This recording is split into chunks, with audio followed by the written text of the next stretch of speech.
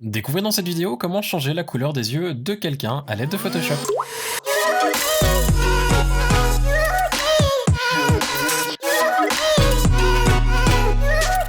Salut, c'est Quentin. Aujourd'hui, on se retrouve pour une nouvelle vidéo dans Photoshop et on va regarder en quelques clics comment on peut changer la couleur des yeux de quelqu'un. On passe directement sur l'ordinateur. Pour la retouche d'aujourd'hui, ce que l'on va commencer par faire, c'est faire une sélection en ellipse de l'un de nos deux yeux. On va pour ce faire se rendre dans la barre d'outils à gauche, prendre l'outil de sélection. En laissant cliquer dessus, ça nous permettra de choisir la forme que l'on souhaite. On va prendre donc celui en ellipse et aller sur le visage de notre modèle. Je vais zoomer un petit peu pour faire une sélection plus précise. Si jamais pour zoomer simplement sur Mac, vous pouvez faire Alt et puis le scroll de votre souris afin de pouvoir juste zoomer sans avoir à accéder à l'outil de zoom. Une fois l'outil actif, je vais donc faire une sélection en ellipse sur mon œil. On peut appuyer sur majuscule si c'est un rond parfait.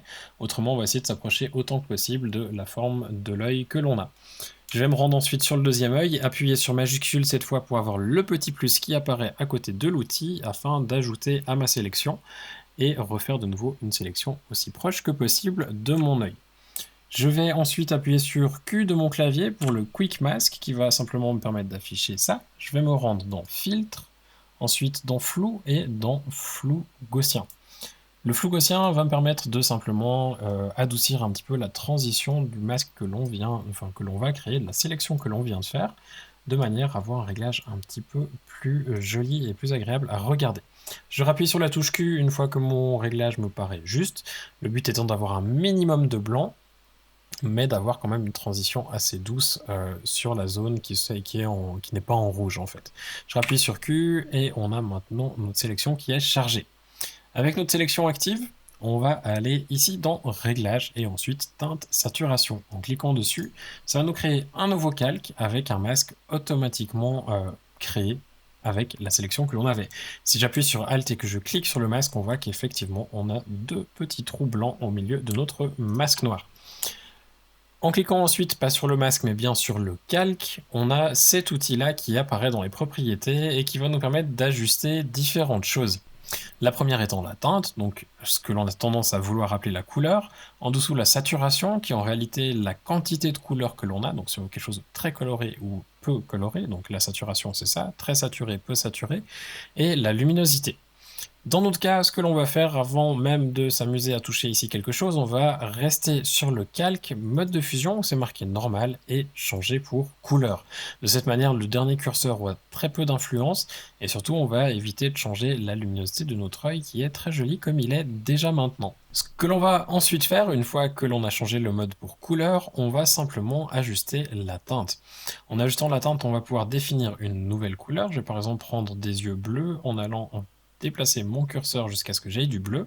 Comme on n'est pas en mode colorisé, du moins pour le moment, on a une couleur qui est pas forcément... ce que l'on a à l'écran ne correspond pas forcément, enfin sur notre image ne correspond pas forcément à la zone que l'on a ici en teinte. On va ensuite aller sur le masque, donc on clique sur le petit rectangle à côté de notre calque de réglage. On va prendre un pinceau, B sur le clavier pour l'activer. Je vais mettre une opacité à 100 et un flux à 100. Donc, comme on voit ici, on a 100 et 100. Et ensuite, prendre du noir en appuyant sur X de mon clavier si j'ai les couleurs par défaut pour définir le noir au premier plan. Je vais ensuite simplement masquer les zones où je n'ai pas envie que le réglage s'applique. Par exemple, là, il était un petit peu sur la paupière, il dépasse aussi un peu sur l'œil. Je vais aller masquer ça parce qu'on ne veut pas l'avoir sur le blanc de l'œil, on veut vraiment juste changer la couleur de l'iris. Sur la pupille, on voit qu'on a aussi un petit peu le réglage. Sur le petit reflet spéculaire aussi. Je vais aussi l'adoucir sur le reflet spéculaire du bas. Par contre, je vais changer l'opacité, ou plutôt le flux. Je vais le passer à 20 en appuyant sur la touche 2 de mon clavier, si on veut changer l'opacité, ou alors majuscule 2 pour le flux. On va ici baisser et passer tout ça à 20. Hop. Et ensuite venir masquer un petit peu sur la partie basse de l'œil sans trop déborder sur les zones qui sont saturées. Là, ça commence à ressembler à quelque chose. À noter que dans certains cas, le réglage tel qu'il est là actuellement ne sera pas génial. C'est soit parce que la saturation est trop ou pas assez forte. Là, si je dézoome un petit peu, on voit que c'est pas forcément idéal. Ou alors, dans certains cas, il va falloir choisir coloriser et ensuite venir ajuster un petit peu la couleur ici. Dans beaucoup de cas, j'ai remarqué que d'activer coloriser marche mieux que de simplement changer la teinte. On se retrouve avec un petit peu moins d'artefacts que lorsque l'on ajuste uniquement la teinte sans cliquer sur coloriser. Pensez donc à essayer les deux. Dans certains cas, l'un marche mieux que l'autre. En général, coloriser fonctionne mieux. Si vous voyez que ce n'est pas le cas, essayez juste de désactiver la coche et puis de bouger un petit peu votre curseur. Une fois que notre réglage est fait, on se retrouve avec un œil d'une autre couleur. On peut bien entendu par la suite changer la couleur ou la teinte facilement à l'aide du curseur et définir la couleur que l'on souhaite. Si le réglage est un petit peu trop fort, on peut ajuster l'opacité du calque avec le petit curseur qui se trouve juste en dessus des calques en ayant toujours notre calque bien actif. Dans ce cas-là, par exemple, avec Septentête, je trouve que ça a l'air un petit peu plus naturel, même s'ils ont l'air plus vert que bleu. On peut alors à ce moment-là réajuster la teinte légèrement jusqu'à ce que l'on trouve un réglage qui nous convienne.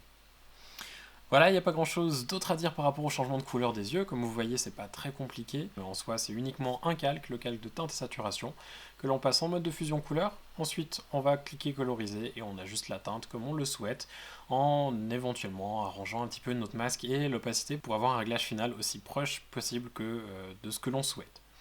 Si vous devez avoir des questions par rapport au réglage que l'on a vu aujourd'hui, n'hésitez pas à laisser un petit mot juste en dessous dans les commentaires. Pensez aussi à vous abonner à la chaîne, n'hésitez pas non plus à appuyer sur le petit pouce avant de fermer l'onglet. Et en attendant les prochaines vidéos, je vous souhaite de passer une excellente fin de journée. A bientôt!